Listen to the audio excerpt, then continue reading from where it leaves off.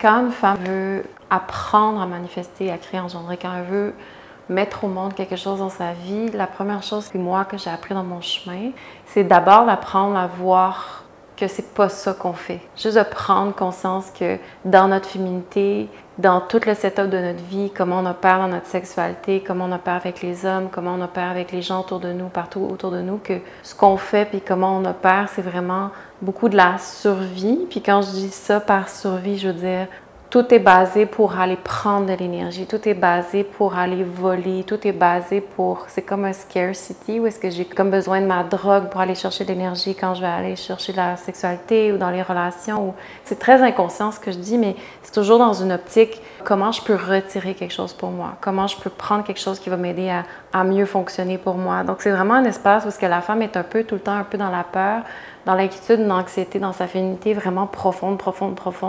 Puis, c'est de commencer à prendre conscience de ça. C'est commencer à voir que mon système énergétique, mon système de réseau social, tout ce que comment j'opère dans ma vie, comment je fonctionne, de commencer à prendre conscience que c'est comme ça que j'opère. Ça, c'est vraiment difficile pour les femmes parce que les femmes vont mener leur vie, puis ils vont avoir le feeling qu'on a une vie émancipée, qu'on rencontre plein de gens, qu'on se sent comme vraiment dans un mouvement qui nous enrichit, etc. Mais quand on prend le temps de descendre puis de dégonfler un petit peu tout ça, puis qu'on prend vraiment le temps de rentrer à l'intérieur du corps, de ressentir, puis tranquillement aussi d'être peut-être avec d'autres femmes qui veulent s'intéresser à regarder c'est quoi leur réalité, puis d'avoir... Parce que la femme, elle apprend beaucoup dans l'échange, dans le miroir des autres femmes qui veulent prendre conscience aussi de comment opère son énergie sexuelle, puis son énergie créatrice, de se rendre compte à l'intérieur de soi, dans son ressenti que il y a quelque chose qui ne marche pas, il y a quelque chose qu'on ne grandit pas ou qui, dans notre cœur, dans notre corps, il y a quelque chose qui ne se dépose pas nécessairement. On est toujours en train d'être comment je vais rebondir, comment je vais aller chercher plus, comment je vais...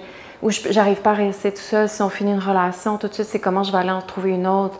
On ne se pose pas vraiment les questions de pourquoi notre système, notre corps, notre féminité, notre énergie nous amène toujours à nous pousser dans des comportements vraiment compulsifs dans nos relations intimes, sexuelles, etc. Même dans notre environnement social, c'est toujours une tension sexuelle, c'est jamais une relaxation. Puis ça en dit beaucoup. Évidemment, on ne vit pas dans un monde qui nous enseigne à ressentir cette réalité-là, à plus voir « Ah, je me sens comme ça, bien c'est normal ». Mais quand on apprend à descendre doucement dans le corps, puis à apprendre à se déposer, qui ça en soi, c'est un chemin, c'est vraiment un processus, c'est pas comme une formule magique, descendre en soi puis se mettre à ressentir vraiment deep down qu'est-ce qui se passe à l'intérieur de soi, puis dans son cœur, puis comment on se sent. Ça demande beaucoup de déballer les couches, ça demande d'apprendre à être en intimité avec soi, de vouloir faire face à la réalité, de vouloir ressentir ce qui se passe vraiment dans son corps. Puis ça demande du support, mais quand on arrive doucement à faire ça, ce que la pratique Origin enseigne, puisque Origin et Femmes, la communauté, on s'aide à voir puis à prendre conscience, bien doucement, on se rend compte qu'on est soit obsédé par la sexualité, obsédé par ce qu'on veut atteindre. On a beaucoup de fantasmes, beaucoup de projections, on ne sait pas vraiment on est qui, on ne sait pas où est-ce qu'on s'en va, on ne sait pas ce qu'on veut vraiment, ou ce qu'on veut, c'est-tu vraiment à nous, ou ça appartient à autre chose, comment démêler tout ce qui pousse à l'intérieur de nous, pourquoi on a autant faim, pourquoi on est autant intense, pourquoi on veut autant de choses, pourquoi on a autant de sex appeal, pourquoi...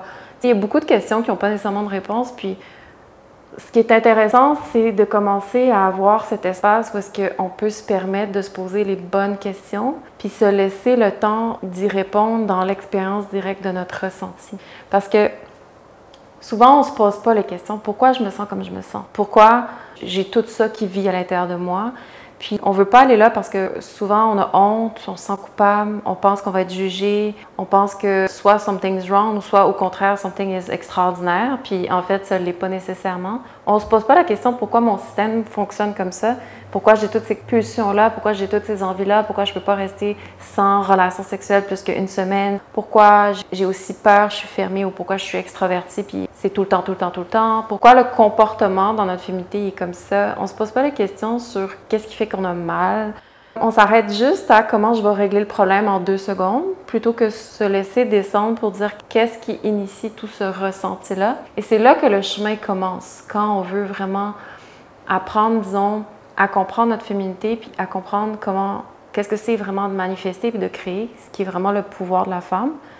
Qu'est-ce que ça veut vraiment dire manifester? C'est comme un concept, mais qu'est-ce que ça veut vraiment dire dans la réalité pour une femme d'arriver à mettre au monde un projet ou d'arriver à mettre quelque chose dans sa vie, au monde, qui fonctionne, qui fait du sens, qui soit cohérent, que ce soit un enfant, que ce soit un projet ou peu importe. C'est comme qu'est-ce que c'est de vraiment mettre au monde quelque chose qui soit aligné avec qui je suis, dans mon intégrité, puis de faire en sorte que ça tienne. C'est vraiment un processus, puis on banalise beaucoup ça, mais c'est vraiment un processus qui est profond parce que ça amène à tout déconstruire et aussi à intégrer tout notre passé intime. Fait que ça commence par, je le dis souvent, mais ça commence à revenir dans le corps, ça commence à passer d'une expérience de soi qui est à l'extérieur constamment, dans le monde, dans la société, vouloir plaire, vouloir comme frayer son chemin, où est-ce que je vais atterrir, à qui je vais correspondre, tout ça, puis c'est de prendre un moment puis de dire, attends, moi je suis qui? C'est quoi cet espace-là? C'est quoi qui est dans mon corps? Qu'est-ce que je sens vraiment? Puis de se donner un espace pour dire, j'ai peut-être besoin de revenir à l'intérieur pour étudier. Puis quand je parle d'étudier, ça veut dire prendre le temps de revenir parce qu'on est tellement loin de nous-mêmes, tellement loin. Puis revenir, ça veut dire on a vraiment aussi très peur d'aller à l'intérieur de soi parce que ça veut dire qu'il faut que je fasse face à toute la réalité, parce que dans le corps, il y a la mémoire de notre histoire, il y a toute la mémoire de ce qui est là en dessous, il y a toute la mémoire de nos blessures, de tout ce qui pousse, de la pression, de ce qu'on cherche, puis aussi de toutes nos beautés puis nos aspirations. Il y a tout un univers, un monde inconscient qui est là à l'intérieur de nous.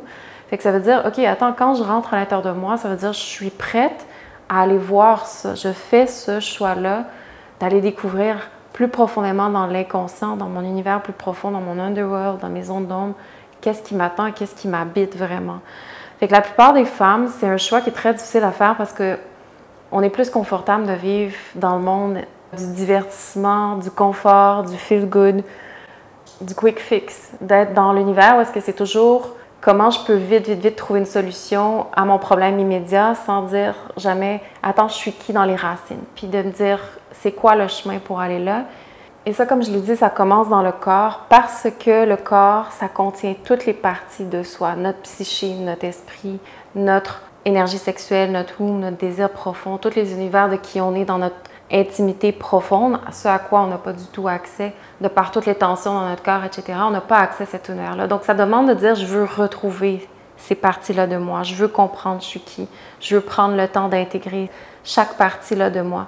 Puis ça fait que quand on apprend à intégrer ces parties-là de soi dans le corps directement, ça veut dire que je commence à m'aimer vraiment, je commence à vraiment prendre soin de moi, je commence à me respecter véritablement.